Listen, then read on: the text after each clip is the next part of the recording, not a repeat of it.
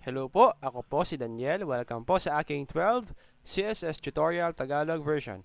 Okay, ang gagawin po natin ngayon is mag-style po tayo ng multiple tags gamit lang na ang CSS.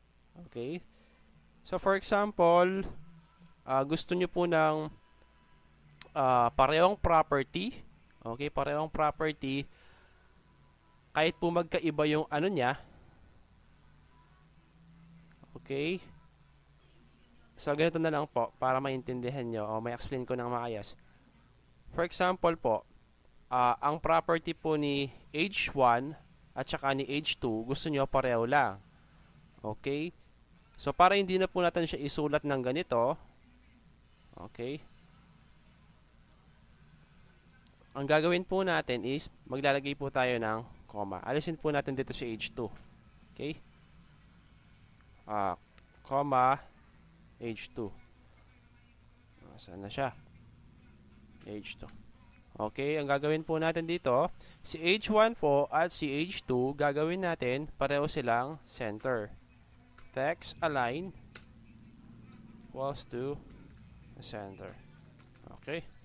So, para mabawasan yung pagra-write ng tawag dito, element dito sa CSS, pwede po tayong maglagay ng comma. Okay? Pwede rin po yan. Ilagay na natin yung paragraph. Alisin natin dito. Okay? So, ito po, si H1, H2, at saka si paragraph, ang ano nila is, text align nila is center. Okay? So, isa-save ko siya. Okay, so ito po yung ginawa ko po. 80. Okay? By Green Day. Okay, refresh. So, ayan po. Mapapansin nyo po, sa ating code,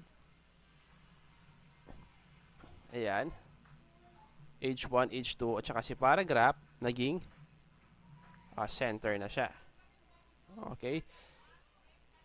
So, yun po yung paglalagay ng style sheet sa multiple element sa CSS. Okay? Sample po, gawin nyo huli ito. Yan. So, pwede rin siyang ganyan. Color green. Okay. Tingnan po natin. So, ayun po. Okay. Kung gusto nyo pong magkaroon ng color si paragraph, pero pwede rin pong ilagay dito yung text align niya. Pwede rin. Okay, so ano pa po ba? Okay. Meron po tayong tinatawag na span. Okay, ano po ba itong span na to? Span tag. Okay. So, for example po, alisin ko po muna si paragraph dito. Okay. Para walang kulay yung paragraph. Okay, black. Yan. For example po, gusto ko lang po maglagay ng kulay sa specific part ng paragraph. Okay, for example, itong anxiety. Okay, okay, itong part po ina ito. Okay, gagawin ko po is lalagyan ko po ng kulay. Doon po gagamitin yung span.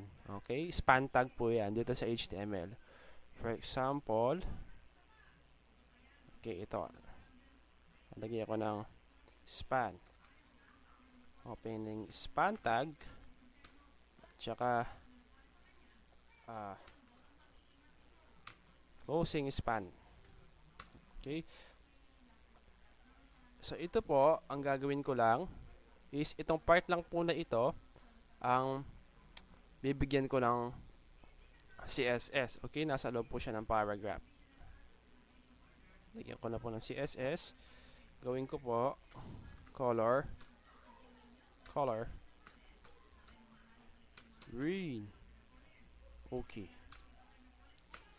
And save. Okay, isa-save ko rin po itong HTML. Okay, tingnan po natin ang result. Okay, so refresh. Ayun, mapapansin nyo po, nag-iba po ng kulay, color green, o para po mas malinaw. Ang gawin ko po is, lagyan ko po ng font size. Font size, 30 pixel.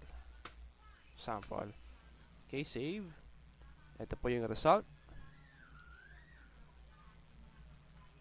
Ayun.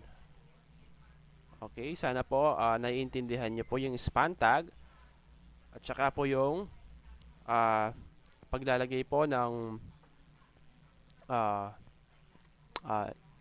okay, yun na po muna. Maraming salamat po sa panonood.